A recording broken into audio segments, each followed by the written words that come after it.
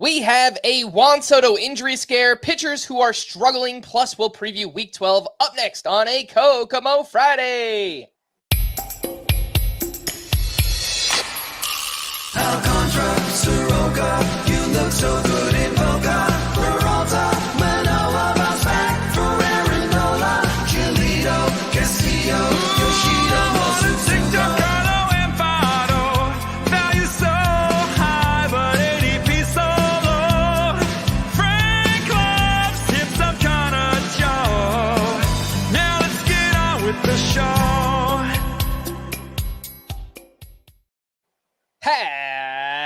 Happy Kokomo Friday and welcome in to Fantasy Baseball today on June 7th. I am Frank Stampfl, joined by Scott White. Today on the show, we have pitchers who are struggling. Looking at you, Pablo Lopez, our Week 12 preview plus another prospect spotlight. But before we get into the players of the night, it turns out it might not be such a happy Kokomo Friday, at least for me, Scott, because we have a potentially colossal injury scare going on right now. And I am trying not to overreact, but I'm kind of freaking out deep down. Juan Soto exited Thursday's game due to left forearm discomfort. The Yankees had a long rain delay, and Soto did not return once the game resumed. And after the game, they interviewed Juan Soto, and he said he's been feeling this for the past week and a half, 2 weeks or so. He's going for an MRI on Friday. Clearly, it has not affected his performance recently because Juan Soto has been amazing. And we just spoke yesterday about how we both moved him up to our number one outfielder in fantasy. It's still kind of fresh. It's up in the air. We don't really have any news yet, but we wait and we see. Yeah, I mean, that's pretty much it. You kind of covered all of it. He's been so hot lately during this week and a half when he's supposedly been dealing with this, had a 2-homer game just the other day. And he even said, I saw a clip of him being asked questions about this. And he even said he doesn't so much feel it when he's hitting or throwing. It's not like it's clearly not hindering his game. And so I find that encouraging. In fact, even if the MRI shows something, if it's not affecting his play, I don't know why he'd have to stop playing. That seems a little hard for me to understand. But of course, I am not a doctor. And regardless of my feelings about it, the Yankees are going to decide what they decide. And we'll just have to wait and see what that is. Hopefully, it's no big deal. Hopefully. And this is purely driven by my Yankee fandom. I don't have Juan Soto on any of my fantasy teams this year, but this has been the best version of him to watch. It's been really fun. And obviously, I think it's really good for the game, obviously, having Juan Soto and Aaron Judge back-to-back and the way that they're playing right now. But we wait until Friday to learn more. If you are a conspiracy theorist, Jason Dominguez left his AAA game shortly after this injury was announced. It could be absolutely nothing. Or the Yankees might need to promote Jason Dominguez. Who knows? Yeah. I saw a tweet that he had only played 7 innings in the field once before this, and they took him out after the 8th inning. So it might just be part of his rehab assignment and whatever. Or it could be something more. So, again, things could be related. I just thought I would throw it out there. I don't think the Yankees know anything about Soto until he has the imaging done. But yeah, if he does have to miss some time, then they have a ready-made replacement there. And Jason Dominguez, who's been crushing it on his rehab assignment, has been back to playing the outfield and is nearing the end of the maximum allotted time for that rehab assignment. Now, the expectation is he'll just be optioned to the minors after that because they don't have an opening for him. All 3 outfield spots in DH are full, but that's if Juan Soto is healthy and playing. So Dominguez would very obviously be the replacement if Soto were to miss some time.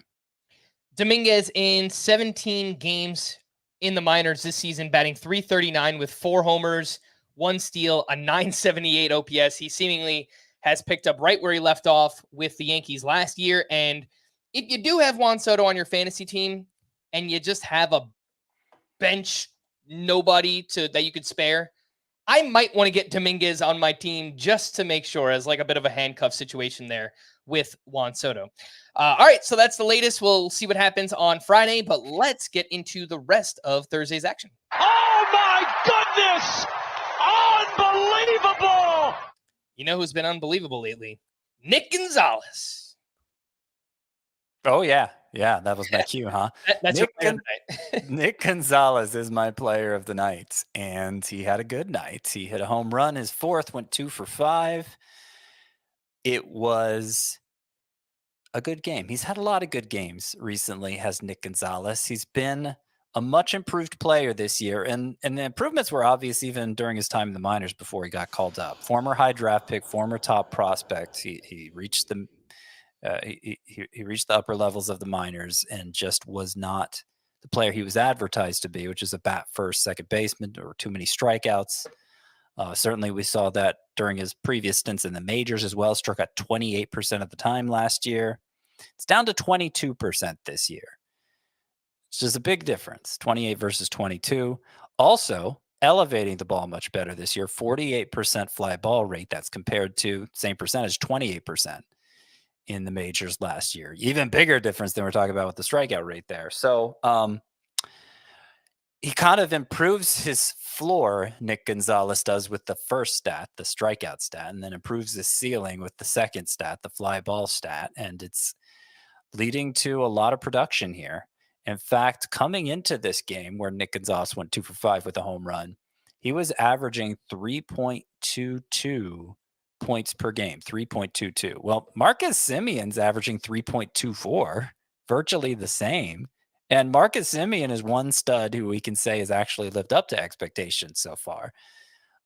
So Nick Gonzales is producing like a stud second baseman. Doesn't mean that's who he is now, but it's not outside the realm of possibility. And spoiler alert, when we get to the sleeper hitters for week 12 later in this program, Nick Gonzales will be at the top of the list. Ooh. You like that I called it a program? That felt very old-fashioned of me. Yeah, that's your that's the dad coming out, Scott White. We're recording a program right now for everybody. I am happy to see another spoiler for later on that I brought up the Pirates matchups on yesterday's podcast. They are one of your top 5 hitter matchups for next week. We will talk about that a little bit later on. I was thinking of you when I did that, Frank. Yes, thank you. There are lots of interesting young middle infielders that have emerged over the past month, really, between Nick Gonzales, Davis Schneider, Mason Wynn, Cedon Rafaela, and Joey Ortiz. Lots of names there, Scott, and lots of excitement. How do you rank the 5? All right. Rest of season we're talking about, right? Mm-hmm. Yeah, that's kind of tough. So I would say, oh, thank you for typing them in now. So you don't have to. There's lots of names there. Okay. So I would say that there are 3 that I love of these 5. And the 3 that I love are Joey Ortiz, Davis Schneider, and Nick Gonzales. And that's how I'm going to rank them for now. But I think they're all clustered together in my second base ranking. So if you had a strong preference for some other one, I wouldn't blame you. I feel like Davis Schneider is the safest choice of the 3 because he's batting leadoff, and we know he's going to walk a lot. And I think his swing is optimized for power. Batting average could be a liability, so he probably doesn't have the highest ceiling of the 3. But I think Davis Schneider has the highest floor of the 3. I like Ortiz the most because I think he's got the best blend of safety and upside. Nick Gonzales feels more like an upside play, though. If he sustains a 22% strikeout rate, I have a hard time thinking it's going to be bad, his production. So yeah, those are my 3 favorites. After them, I'll say Mason Wynn. And then Cedon Rafaela, who I'm not convinced is actually usable yet. We talked, I forget if it was earlier this week or last week, about how he had been making some changes in how he holds his hands to catch up the fastballs better. Had been working on it in the cage for like a month and recently began to implement it in games. And Cedon Rafaela did have a 4-hit game here Thursday, all singles, 4 for 6. But he was 1 for 14 to begin June. So it's still not exactly usable productions yet. He had a 2-homer game, like a week ago. So there have been some signs here for Cedon Rafaela, but it's not like he's performing well enough that I'm ready to put him in a fantasy lineup. All right. Oh my goodness gracious. For me is the other side of the spectrum. That's going to be Pablo Lopez, who struggled once again at the Yankees, arguably the toughest matchup in baseball right now. 4 innings, 7 runs allowed, 6 walks, which was a career high, had 4 strikeouts, still had 13 whiffs on 96 pitches, only threw 56% of his pitches for strikes in this one. And Pablo Lopez has now allowed 6+ earned runs in 3 of his last 4 outings. He's up to a 5.45 ERA, a 1.23 whip. His left on base percentage is just 64%. So when guys are getting on, they're scoring at a rate that has been, they're scoring more frequently than they have much more than last year and for his career overall. And home runs have been a problem for Pablo Lopez as well. I will mention that Chris Towers added this to the rundown, and I think it's a pretty good note. Did you know that Pablo Lopez had a 5.48 ERA over an 11-start stretch last season? Judging by how people are reacting to his 5.45 ERA in 13 starts this season, I'm going to guess literally nobody knew that. So just thought I'd throw that one in there. The problem is, Scott, like at some point, we can keep saying he's a buy low. He's been unlucky. He's got to perform. And right now, he is not. Well, he just did in his last start. Remember his three of his last 4 have been really bad for someone you probably drafted as your SP1. Yeah, no, I mean it's been disappointing. Disappointing stretches are going to happen for good players, but I don't know. It gets frustrating after having to relitigate it. Go through the laundry list again here. Pablo Lopez, his strikeout rate, his swinging strike rate, his walk rate are all normal. In fact, the walk rate is a career best. His xERA and xFIP, at least coming into this game, were actually better than last year when he was an unquestioned ace. I had pointed out before the one thing that really looked different for Pablo Lopez is he was allowing too many home runs in a year when most pitchers were having lower home run rates. Pablo Lopez's was higher, and that's something that I think will correct in time. Given that everything else looks the same. And it's worth noting that home runs weren't really the problem here for Pablo Lopez. He did allow 1. The problem was he walked 6, which he's never done before. The last time Pablo Lopez had walked even 5 in a game was August 26th, 2018, his rookie year. So completely out of character there with the walks. Unless he's hurt or something, not something you should expect to ever see again, at least not in the foreseeable future. It's just one of those it's baseball season kind of things, and you move on from it. And you should move on from it mentally. You should put it out of your mind, because next week, Pablo Lopez is in line for 2 starts. And those 2 starts are against the Rockies and the Athletics. You're obviously going to start him. Mm-hmm. And I'm going to predict right now it's going to go well. And that start against the Rockies is in Minnesota, so it makes it even more enticing. Pablo Lopez is currently 78% started on CBS. So there are some people that did bench him this week against the Yankees, and obviously that looks like the right decision now. But if you have Pablo Lopez, you should look to get him back in your lineup. And if you don't, you should probably try to buy really, really low on Pablo Lopez right now. Yeah. I was sharing.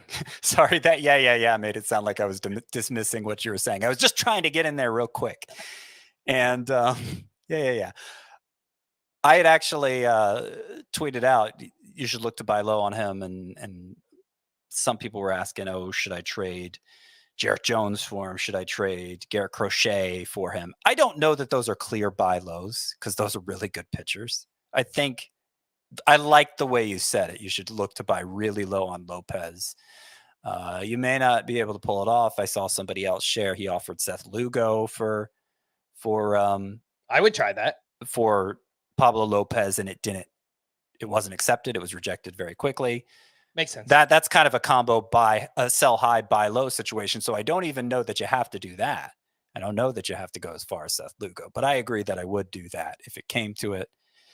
And it's just worth throwing whatever offers you can out there. See how cheap you can make it. Challenge yourself. See how cheap you can get Pablo Lopez without damaging relationships. I might have to clip out that. Yeah. I am Scott. Yeah. Might be a South Park. Before we move on to our prospect spotlight, it is Friday. I got a text from Adam Azer, not Adam Major, and he had a fun team name. Do you watch Stranger Things, or have you yet? So you're waiting. I for haven't it yet. Aren't you? I'm going to share my whole thing because I think it's like really improved the quality of my life. I enjoy everything so much more. I try not to watch shows until they're done or almost done. Ideally, if I can time it right, I watch them in their last season. I binge the whole thing so I can kind of enjoy the finale with everybody. But if I don't time it right and I just wait till the show's completely over, that's fine too. I don't like having to wait and have all this built up anticipation that the show is almost certainly not going to live up to, because nothing can live up to my anticipation for things.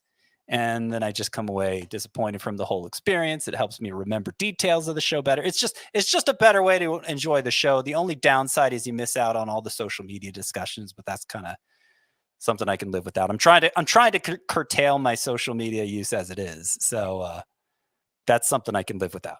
Well, I recommend it. For the Stranger Things fans out there, the team name is Running Up That Heel, with Luis Heel as the name in there. I love it. And I can't wait till the show comes back, Stranger Things, and I can't wait to see Adam Major make his next start on Sunday. Let's get into another prospect spotlight. It's time to discuss some of the prospects who are catching our eye from a fantasy perspective, thanks to our sponsors at Hyundai, where they're thinking about every step of your journey out on the road. Let's talk about Braves pitching prospect Hurston Waldrep, who we did mention recently got promoted up to AAA. He's 22 years old, first-round pick in last year's draft, 10 starts in the minors this year, 3.09 ERA, a 136 whip, just over a strikeout per inning. He recently got bumped up to AAA, as I mentioned, and he struck out 11 in his first start there. It's mostly a three-pitch mix, fastball, splitter, slider. That splitter is devastating, though Hurston Waldrep does struggle with command. Scott, what are your thoughts on Waldrep, the prospect, the pitcher, and when we might see him with the Atlanta Braves, maybe even this season? Yeah, so really exciting prospect, really exciting pitcher. In fact, I think the consensus coming into this season was that he was the second best pitcher taken in last year's draft, behind, of course, Paul Skeens. And that wasn't clear on draft day itself, but just the way he looked in the little bit we saw of him in the minors last year. Hurston Waldrep was a big riser following the draft. His first couple starts at AA this year were kind of shaky. Specifically, the walks were high. So if you look at his overall whip, it's 136 and okay, whatever. But in his last 4 starts, including his first at AAA, Hurston Waldrep has a 2.13 ERA, a 0.99 whip, 12.1 K per 9. His strike rate is 68%, which is elite. His swinging strike rate is 19%, which is ridiculous. Wow. And you mentioned the splitter. I think he threw it like 44% of the time in that first AAA start. And it's especially devastating because he has this really over-the-top delivery. Great slider, good velo on the fastball, just a really good looking prospect. And, considering he's up to AAA, we know the Braves like to move these pitchers quickly. They promoted Schwellenbach straight from AA. They've been searching for somebody to fill that Spencer Strider spot in the rotation. I think Hurston Waldrep could be the one who stops the revolving door. Not saying he's getting promoted tomorrow, but I think there's a good chance he's up at some point this season if he continues to pitch well at AAA. All right. Again, that was Hurston Waldrep, one of Scott's 5 prospects on the periphery in his latest prospect report. Make sure to check out that article, which is live on the site, cbssports.com/fantasy/baseball. Thanks again to Hyundai for sponsoring this segment and the show. Learn more at HyundaiUSA.com. Quick reminder to download and follow Fantasy Baseball Today in 5, wherever you listen to podcasts. We have a bonus prospect episode coming out every Saturday of the season. We'll take our first break, and when we return, we'll hit some more news and notes right after this. I think the cool part about being on Team USA is that everyone represents the American dream. Whether you're a white, straight male athlete or me, who's an Asian American, queer female athlete, I want to be the beacon of hope that a lot of other people don't have. Welcome back in. News and notes. Joe Musgrove has been diagnosed with a bone spur and a bone bruise in his right elbow. He got PRP and cortisone injections with the hope of resuming throwing in 2 weeks. So that's just throwing, and then he'll have to build up after that. It's June 7th, maybe a month from now, maybe second half of the season. I think it's going to take quite a while for Joe Musgrove to get back. And it may not work. True. Yeah, if the inflammation doesn't subside, he's going to need surgery.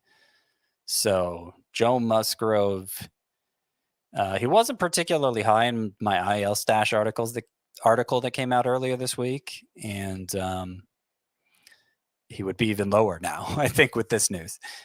Edwin Diaz struck out 2 in his first rehab appearance on Thursday. They're still hoping he'll be activated on Tuesday, June 11th. Manny Machado was out of the lineup Thursday due to a mild right hip flexor strain. I did see that he got a pinch hit appearance in that game, so maybe back in the starting lineup on Friday.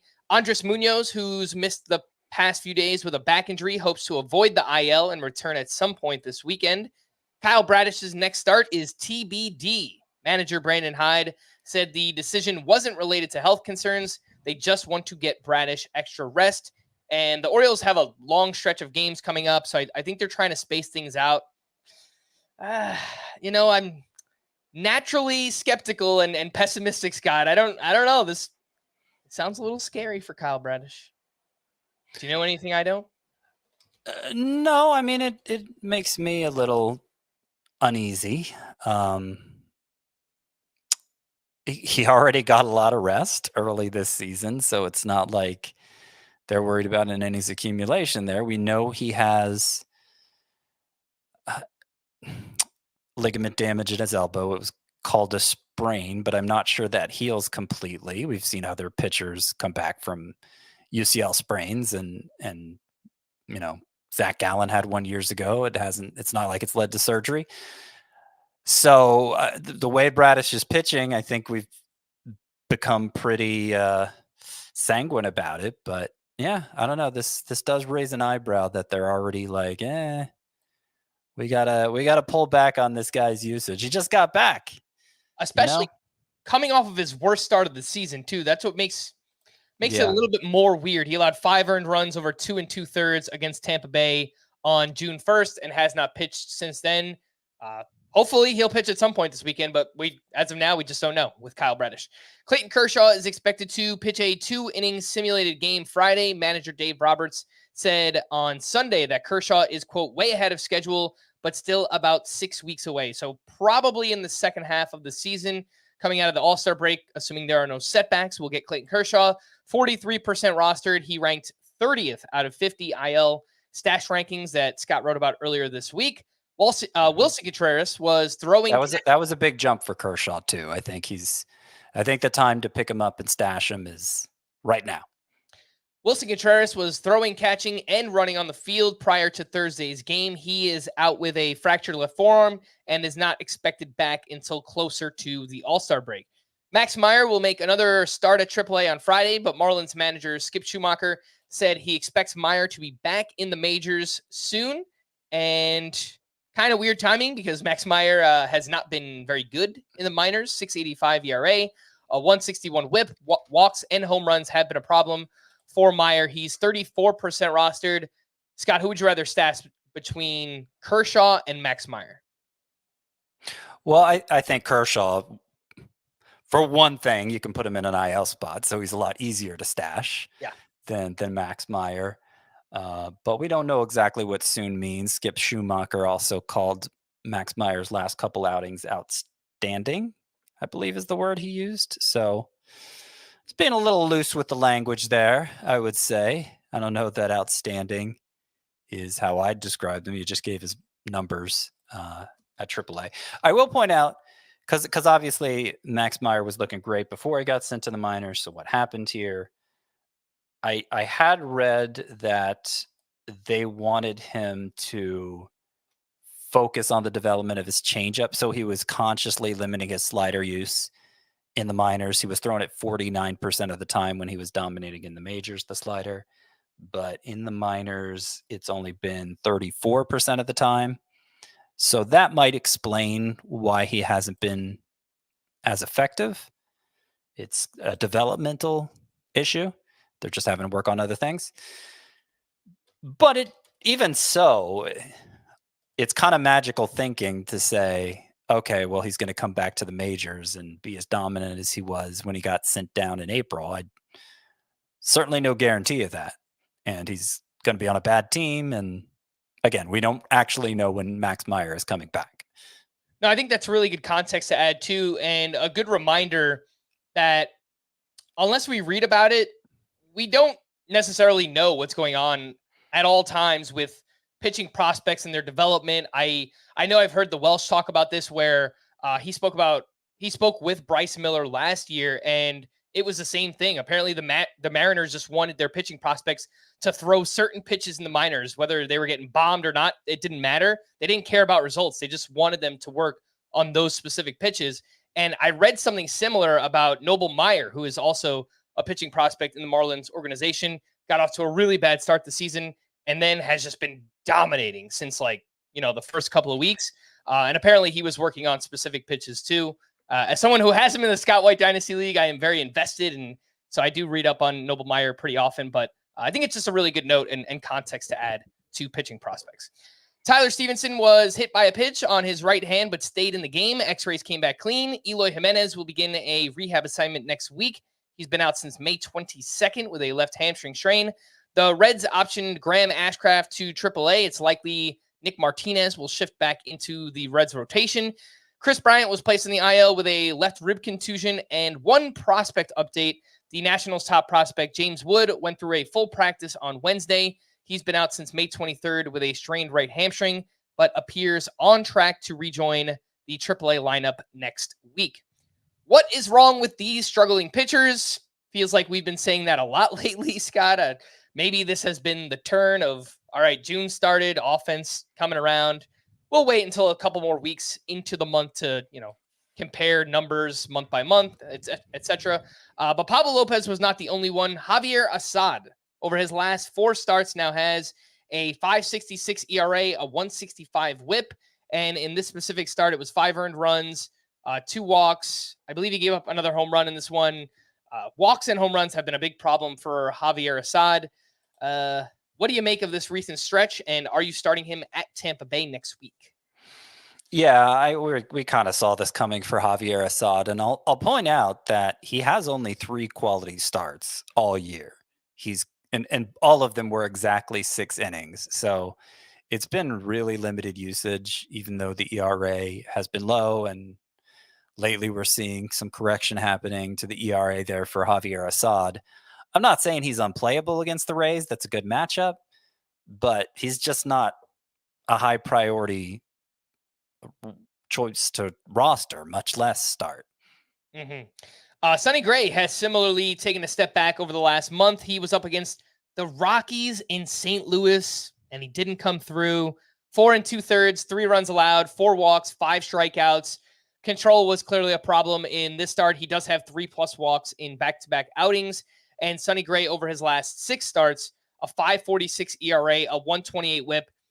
I think a lot of this is just kind of natural regression because you look at the numbers and they're basically where they should be. It's a 3.21 ERA. It's a 1.07 WHIP.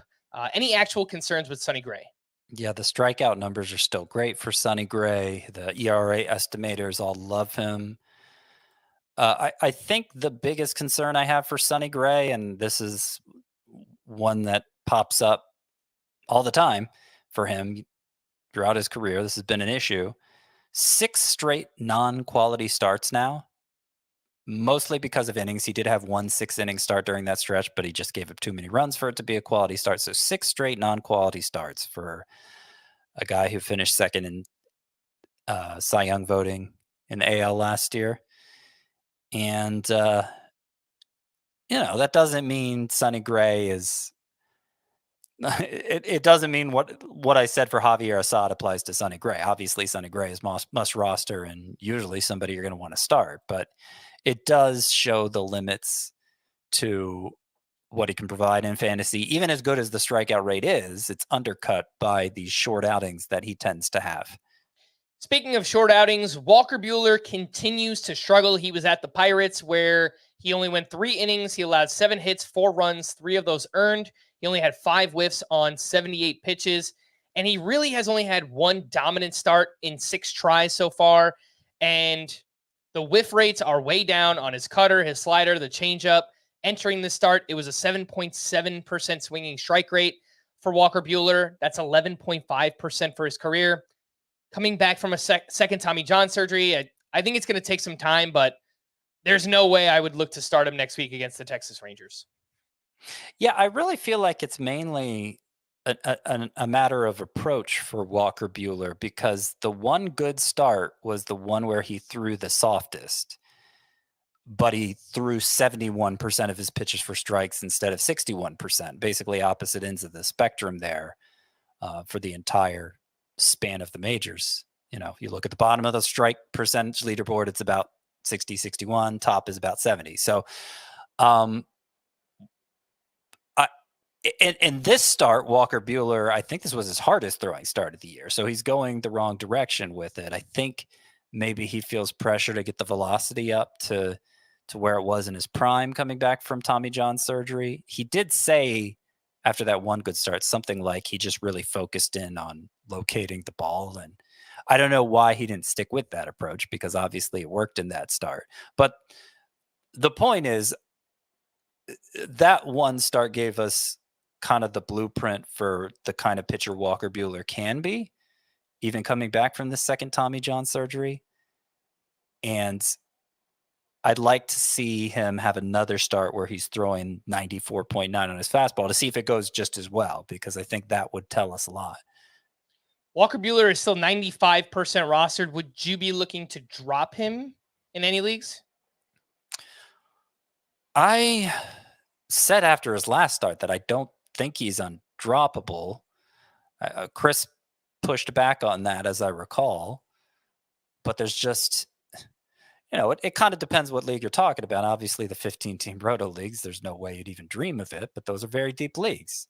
Yeah. 12-teamers, if you're loaded with great starters, which a lot of us are, given the context of the league this year, I just don't know that you're going to miss Walker Buehler very much. I don't feel confident that he has ace upside anymore, even if he gets to doing what he did in that one good start, even if he gets to doing that consistently.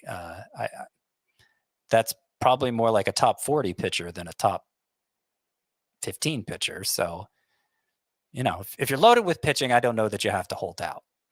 Would you drop Walker Buehler for Matt Waldron? He is the top most added starting pitcher on CBS. I'm not eager to do it. I think Waldron is more startable than Buehler now. So if you need a starter, I have Waldron among my 10 sleeper pitchers for this week. So I could see it. All right, sticking with the Dodgers, we had a big offensive showing in that entire game. The Dodgers up against the Pirates. The Dodgers put up 11 runs on 14 hits. Mookie Betts went 2 for 4 with 2 walks and his 10th home run. Freddie Freeman went 1 for 4 with a 3-run homer. That was his 8th. And one of the unsung heroes of the Dodgers lineup and in fantasy this season, one of the very few hitters that's actually performing, Teoscar Hernandez. He went 3 for 5 with his 13th home run. He's batting .254, which is okay, but the 13 homers, 36 runs, 39 RBI, 3 steals, 792 OPS entering Thursday Teoscar Hernandez was a top 12 outfielder in both roto and head-to-head points. So shout out to one of the hitters getting it done right now in Teoscar Hernandez. On the other side, the Pirates put up 7 runs on 14 hits. O'Neal Cruz had himself a game. He went 2 for 5 with a sock and a shoe, his 8th home run, his 5th stolen base. Brian Hayes continues to hit since returning. He went 3 for 5 with his 3rd steal, and in 7 games since returning, 360 batting average, 1 homer, 3 steals, and 894 OPS. And we spoke about Nick Gonzales earlier. Scott, any thoughts to moving O'Neal Cruz down in the rankings this week? I know that was something I mentioned I did last week. Big game here, but overall, it's still been quite a disappointment for him. So I wrote about this in my last edition of Rankings Movers, talking about O'Neal Cruz and CJ Abrams both. Well, and Bo Bichette, all 3 of them. Shortstops we considered high end coming into the year who haven't performed as well as like Willy Adames and Anthony Volpe. Guys who I don't feel like have as high of a ceiling still as Cruz, Abrams, and Bo Bichette, but have clearly been performing better so far. And I still want to keep the underperforming trio ahead for now. I mean, you look at Cruz, that home run he hit was like 118 miles per hour. It went over 460 feet. We're still talking transcendent power at a time when power is really hard to come by, or at least it has been so far. And I understand Cruz hasn't lived up to the power himself, but he is more capable of that than most every hitter in the game. So, I'm kind of clinging to that upside still in my search for upside among the hitter ranks. So no, I'm not inclined to move Cruz down more than I already have. I don't know exactly what it would take. Maybe by the start of July I will be if he doesn't have a big June here, but I still think there's tons of upside. Sticking with the teams that had big offensive outbursts on Thursday, the Red Sox clobbered the White Sox. There's a lot of that happening recently. The White Sox have lost 14 in a row. The Red Sox put up 14 runs on 24 hits. Jarren Duran, 4 for 5 with a walk in his 5th home run. He's been great. 271 batting average. He's got 11 steals and 801 OPS. Ceddanne Rafaela, 4 for 6 with 4 RBI. Over his last 12 games, batting .302 with 2 homers, 2 steals, perhaps in conjunction with that swing change for Rafaela. He's 59% rostered and does have the triple eligibility, outfield, second base, and shortstop. Do any of these names matter for fantasy, Scott? Connor Wong went 2 for 4 with a walk, 3 runs, and 2 RBI. Enmanuel Valdez went 1 for 6 with a 3-run homer. And Dominic Smith went 3 for 5 with a walk and 2 RBI. I mean, Connor Wong matters in 2 catcher leagues. Obviously, the numbers have been good all year.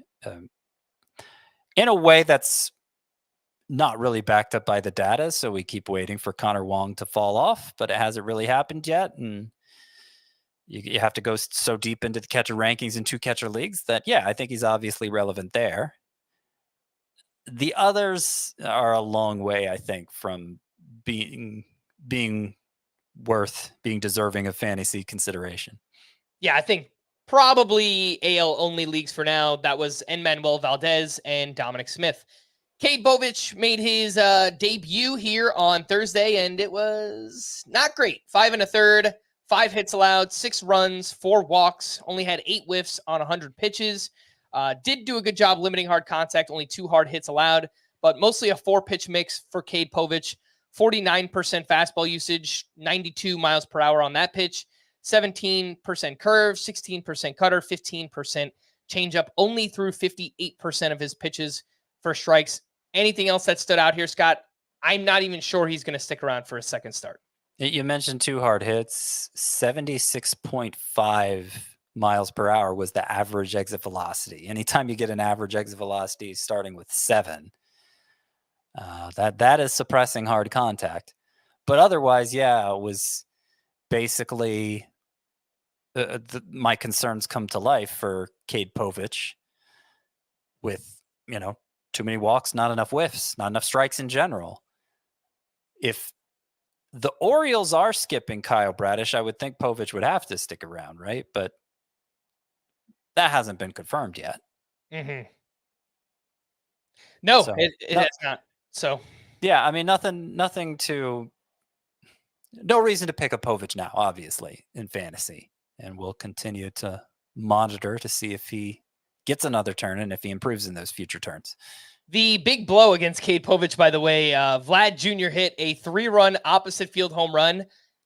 I just find it uncanny how often we talk about a player in a negative context, and then the next day they go out and just have a big game or do something special. And hopefully this is a sign of more power to come for I Vlad. would rather see him pull the home run, though, That's for all true, the yeah. reasons we talked about yesterday. Yeah, I agree with that.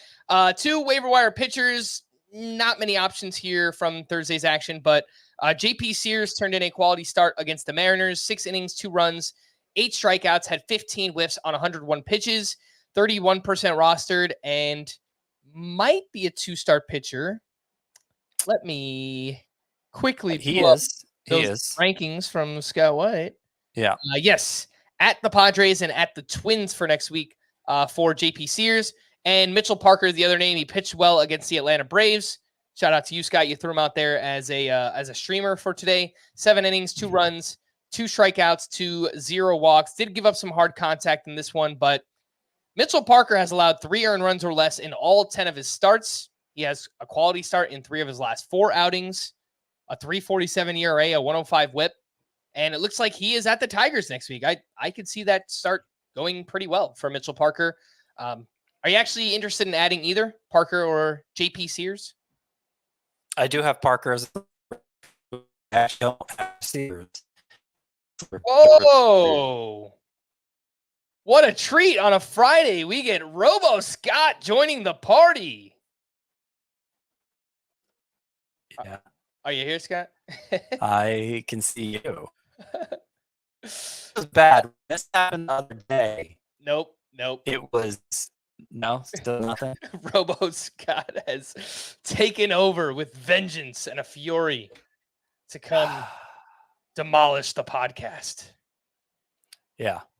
Am I back? I think you're back now. Am I back? When this happened the other day, it was genuinely internet problems. I just lost my internet for like half an hour. So hopefully that's not like, I think I've solved the normal problem, the normal reasons Robo Scott appears, but yeah, that was just the rare internet failure the other day. Okay. Anyway, what were you asking me about? You're asking me about, okay. So Mitchell Parker, I do have a sleeper pitcher for next week. JP Sears, no, even though he's lined up for 2 starts. Don't love the matchups for him. Parker, as you said, facing Detroit, and they're especially bad against lefties. And I just think Parker he's pretty good. He's had great control. The whole Nationals pitching staff has been quietly good this year. Even more impressive to me than Mitchell Parker has been Jake Irvin. And I'm not saying either is poised to become a stud, but they feel a little more, their profile feels a little more durable than like Javier Assad's when Javier Assad was pitching well. Mm-hmm. So yeah, I like both of them next week against the Tigers. All right, let's take our final break, and when we return, we will get into the Week 12 preview. We'll do that right after this. We need your sports news anywhere. We've got breaking news to bring you. Then get your sports anytime you want them. Big trade news overnight to discuss. Because we know you need sports all the time. A lot of movement in the rankings this week. A legend adds to their legacy. We're bringing you that breaking news right here on HQ. CBS Sports HQ, anywhere, anytime, all the time. Welcome back in. Let's preview Week 12, beginning with the schedule. 8 teams have 7 games next week, including the Orioles, White Sox, Royals, Twins, Yankees, A's, Mariners, and Rays. 20 teams have 6 games, and 2 unlucky teams have 5 games. That would be the Reds and the Guardians. What is the Rockies schedule next week? They have 6 games, just 3 at home in Coors Field against the Pittsburgh Pirates. Starters sit these fringy 2-star pitchers, and Zach Eflin threw just 55 pitches in his return on Wednesday. He is going up against the Cubs and at the Atlanta Braves. Yeah, I think that's fine. I'm not fearful enough of either of those matchups right now that I would be tempted to sit Eflin with 2 starts. I do want to point out Seth Lugo has 2 starts. And it seems, okay, obviously Seth Lugo, you're going to start. Yankees, Dodgers are his matchups. Oi. Yeah. So you're going to start Seth Lugo even with those matchups, but it might give you a little bit of pause. I don't have him in the must-start section of the 2-star pitcher rankings. Of course, depending how things go with Juan Soto. I don't know. Maybe. Well, they might have a Juan Soto replacement, someone who's just as good as him. Yeah. No, I'm just kidding. Well, but yeah, no, it's worth mentioning. We'll see where the Yankees lineup goes from here. Marcus Stroman is at the Royals and at the Red Sox next week.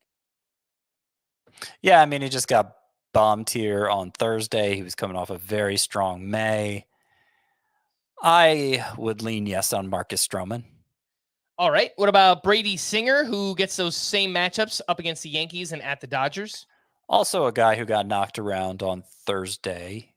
9 hits in 3 2/3 innings, I believe it was.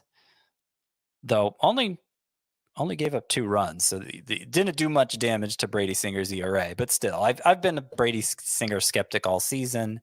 So with those very tough matchups, I would leave him for points leagues. Jose Soriano at the D-backs at the Giants.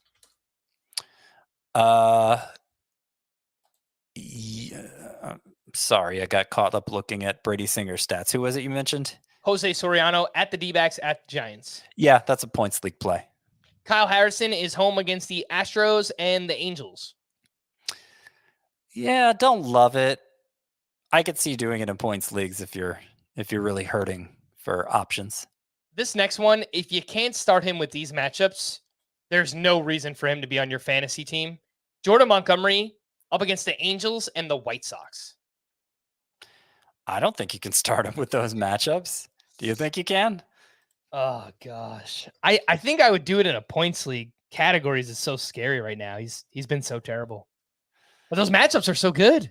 Well, yeah, but we said that for other pitchers when we do the daily streamer segment. Oh, they're facing the White Sox, so I guess you can use them even though they're bad. And then the White Sox have a good game against them. So I take it back. The Angels are 3rd in WOBA against left-handed pitching. All right, there you go. Yeah. 14 earned runs on 17 hits in 6 innings. His last 2 starts, Jordan Montgomery. So I would not risk it myself. Yeah, that is probably the prudent move. What about 2-star pitchers that you are looking to add and stream for next week? So Eric Fetty barely qualifies for this discussion. And I think he's over rostered at this point. But if you happen to have him rostered or you're looking for a 2-star pitcher, one of his 2 matchups is at Seattle. So, hopefully he'll give you some good innings. Chris Paddock. I mentioned Pablo Lopez's matchups. Well, Paddock has the same ones, hosting the Rockies and the Athletics. Now, Paddock has been not so great lately, and we didn't get a chance to talk about him yesterday, but he threw his slider a lot, and it didn't matter. The slider seemed like it might be the key to getting Paddock back on track. So I wouldn't call him a must-start by any means, but facing the Rockies and Athletics, if you're scouring the waiver wire for streamers, it's going to be hard to pass him up, I would say. Tyler McGill, kind of inconsistent, but has his moments, and one of his 2 matchups is against the Marlins. We already mentioned Jose Soriano and Kyle Harrison, and that's probably it for me and 2-star streamers. What about the single-star streamers? We already mentioned Mitchell Parker at the Tigers. He is one of them, but you have 7 names total. Yeah, so Luis Severino, coming off a great start, is facing the Marlins, 2nd worst offense in baseball. Reese Olson, it seems like he's on this list every week. Against the Nationals, seems like a pretty easy call. Brandon Pfaadt, for as good as the Angels are against lefties, really bad against righties. And Brandon Pfaadt's been pretty steady this year. So I like that one. Matt Waldron gets the Mets. We mentioned him earlier. It's a mid-tier matchup, but Waldron's been on fire. I mentioned Jake Irvin and Mitchell Parker already, both at Detroit. And then Ben Brown, we'll see how I believe he's starting this weekend. So we'll see how that goes. And if he pitches well, then he goes against the Cardinals, who have the third worst offense statistically this year, at least as of this recording. Let's slide over to the hitters and the best matchups for next week. The Twins, Padres, Diamondbacks, Pirates, and Mariners. The worst hitter matchups, Red Sox, Phillies, Rockies, Rangers, and Guardians.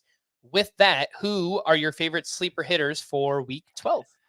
So, yeah, I mentioned it at the top of the show. Nick Gonzales is number one on the list, with the Pirates having those fourth best hitter matchups. And they're really good matchups. They're facing the Cardinals rotation for 3 and then in Colorado for the other 3.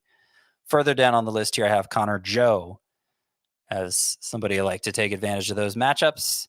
Got Davis Schneider on here for the third straight week, I believe. Roster rate really needs to go up.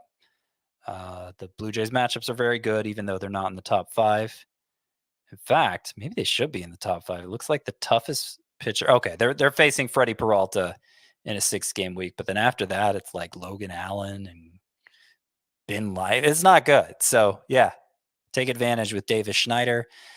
The Twins have the best matchups, as you pointed out, and so I like Jose Miranda for this week, but even more, I like Willie Castro, because 3 of the 7 pitchers on tap are left-handers. And Willie Castro is batting .352 against left-handers this year.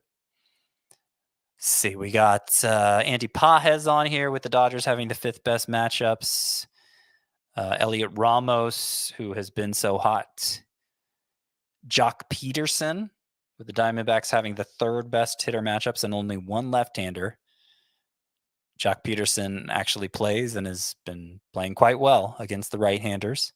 I like JJ Bleday with Oakland scheduled to face 7 righties. Bleday tends to perform well against lefties. And finally, Josh Bell, who last year he had great numbers against lefties, and he's been pretty consistent of late. The Marlins have 4 lefties on the schedule and pretty good matchups overall. So Bell, if you need some first base help. Shout out to Josh Bell. We haven't played this soundbite since last year, but why not? It's Josh Bell.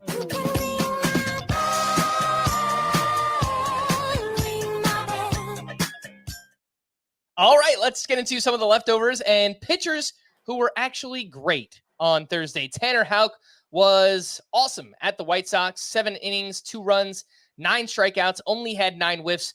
The swinging strike rate, the strikeouts generally have come down a little bit for Tanner Houck, but he's still performing so great right now. He's allowed 3 earned runs or less in 12 of 13.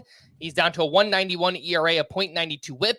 Yusei Kikuchi pitched very well against the Orioles. 6 innings, 1 run, 6 strikeouts, 22 whiffs on 89 pitches for Kikuchi.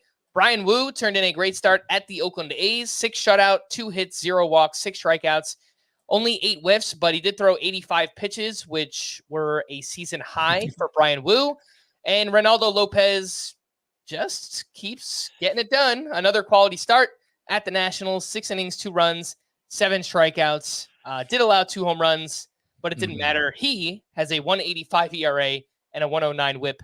Anything to add for Reynaldo Lopez, Brian Wu, Kikuchi, and Tanner Houck? Yeah, Lopez was kind of unraveling in that last inning, but managed to make it through 6. And his ERA is a lot better than his ERA estimators. I think the only one that really likes what he's doing is FIP, I believe.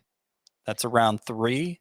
Yeah, but xERA and xFIP are closer to 3.75. Yeah. You know, he's a sell high technically, but I don't mind just writing out Lopez if nobody's eager to buy. Let's see. Kikuchi, as you pointed out, big whiff game. Nice bounce back for him after a couple of shaky outings, 10 earned runs over 8 1/3 in his previous 2. And a couple of the velocity was up on the changeup, and he was also throwing it more, throwing his fastball more. So it was nice to see him kind of tinkering with things to get back on track, and it seemed to work against a good Orioles lineup.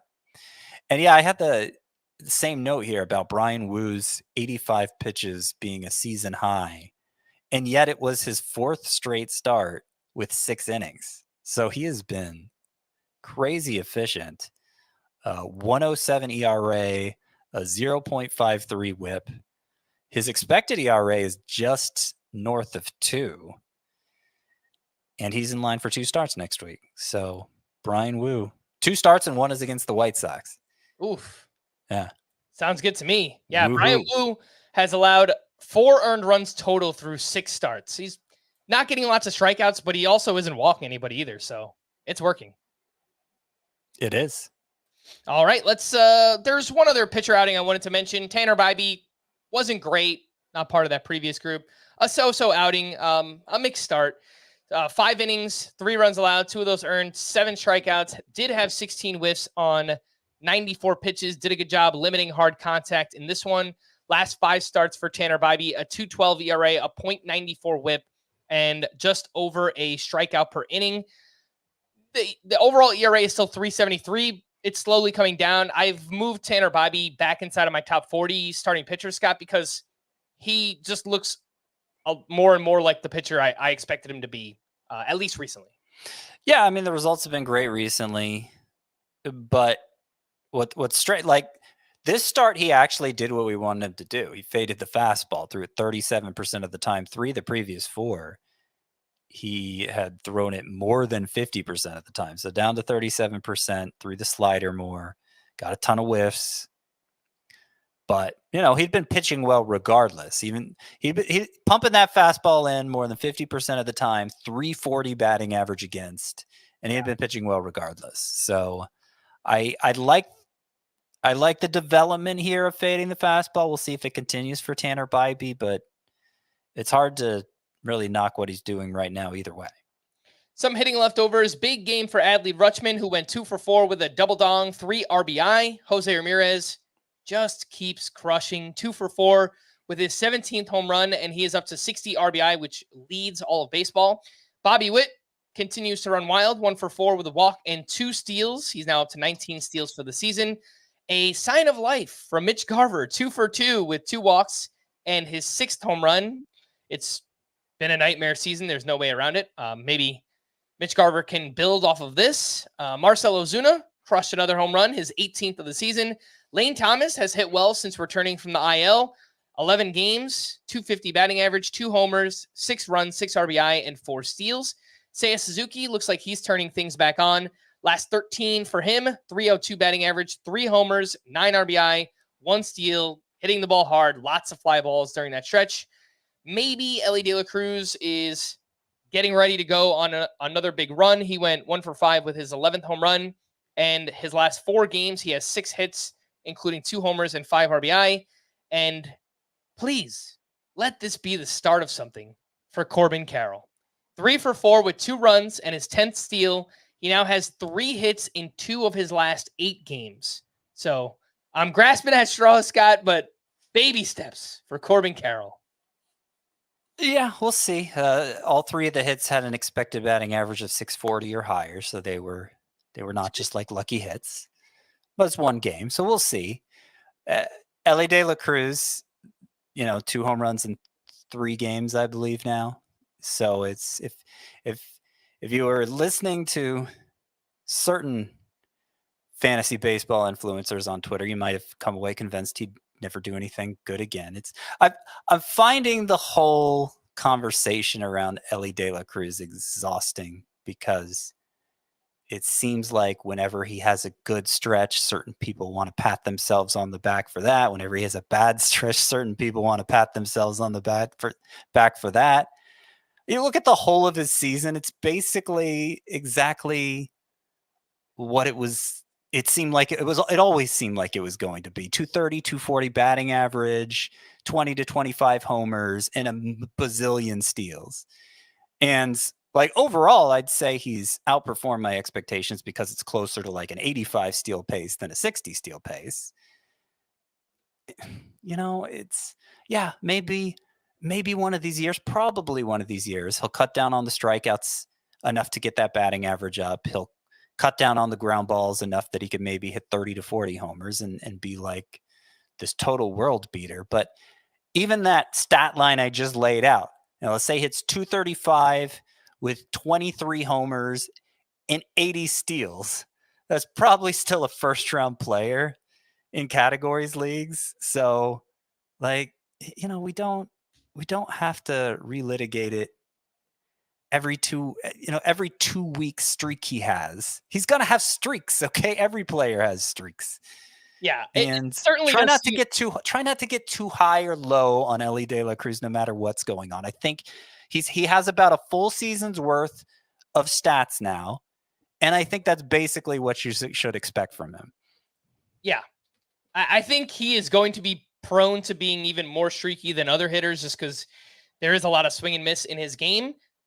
What about the analysts, Scott, who for every big stretch that Ellie De La Cruz has, they just tear themselves down? What about those analysts? Because that's me. That's what I do.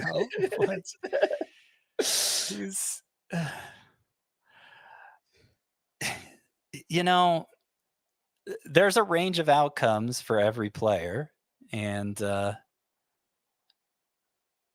I could see taking a super pessimistic view or super optimistic view on Ellie De La Cruz coming in. You took the more pessimistic view, and I tried to keep a more middle of the road view even then.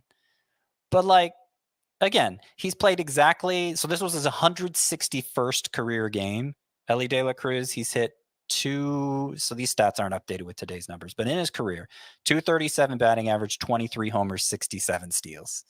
That's with the profile he has now. As Ellie De La Cruz is currently constructed, he is probably a 237 hitting, 23 homer, 70 plus steal guy.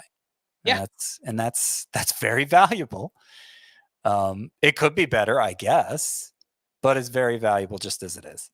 Yeah, that also comes with 108 runs scored so far in Ellie De La Cruz's career. Some bullpen updates for the Blue Jays. Yimi Garcia entered the ninth with a 3-run lead. He gave up a 2-run homer, but converted his 4th save. For the Royals, James MacArthur got the 9th with a 1-run lead. He pitched a clean inning for his 12th save. For the Mariners, Andres Munoz was unavailable. It was Ryan Stanek who pitched a clean 9th for his 4th save. For the Dodgers, Evan Phillips entered in the 8th inning with a 7-run lead. I think they're just trying to get him some work coming off the injury, and he gave up a 3-run homer to O'Neal Cruz. For the Braves, Raisel Iglesias picked up his 16th save. For the Rockies, Jalen Beeks entered in the 8th with a 1-run lead. He recorded the next 5 outs, 2 of those via the strikeout. Then Tyler Kinley entered to get the final out of the game against Paul Goldschmidt. He gave up a single, but did close it out against Nolan Gorman, and Tyler Kinley picked up his 3rd save. For the Yankees, Clay Holmes gave up a hit, but struck out 1 for his 18th save. And for the D-backs, it was Paul Sewald who walked 1, but picked up his 7th save since returning from the IL.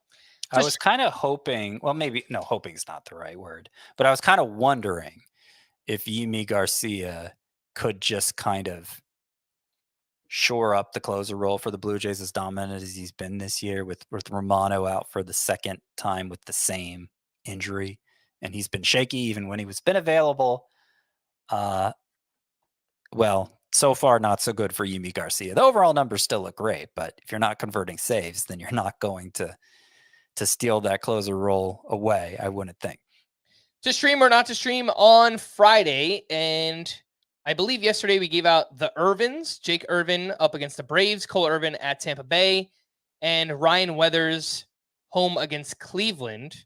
There's also Cooper Criswell at the White Sox. Maybe Lance Lynn. He gets the Rockies in St. Louis. What do you think?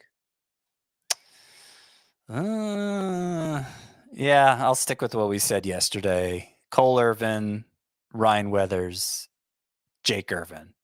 Actually, I might go Jake Irvin over Ryan Weathers. On Saturday, we have Ben Brown at Cincinnati, facing the same lineup 2 times in a row. Don't love it. Yeah, but it's a young lineup, strikeout prone. Ellie De La Cruz, he's terrible or he's great. We'll see which version of Ellie shows up on Saturday. We do have Kyle Gibson against the Rockies in St. Louis. I think that's pretty good. Ben Lively at the Marlins. Matt Waldron versus the D-backs. All pretty good. Oh, yeah. Saturday looks Hunter Brown at good. the Angels is pretty good too. In fact, a lot of these guys were in my sleeper pitchers for the week that's now coming to a close, week 11, including Ben Brown, Kyle Gibson. Kyle Gibson against the Rockies is probably the best of all of these. But Ben Brown at Cincinnati, Alec Marsh against the Mariners. I'm not sure you mentioned him. I like that one. And I wouldn't mind Matt Waldron against the Diamondbacks. Not the best matchup on paper, but I kind of think knuckleballers are, you can ignore the matchups because nobody knows how to hit a knuckleball. Mm-hmm. I think my three favorites are going to be Waldron, Kyle Gibson, and Ben Brown for Saturday. And on Sunday, there was a few TBDs, lots of names not necessarily available yet. And yeah, I don't love a lot of these.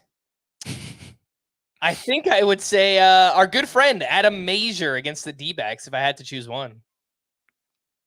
That sounds risky. I don't trust that Adam Mazur guy any further than I can throw him. You might be able to throw him. Oh, wait, He's no. small. That's Adam Mazur. Yeah. Oh, that's right.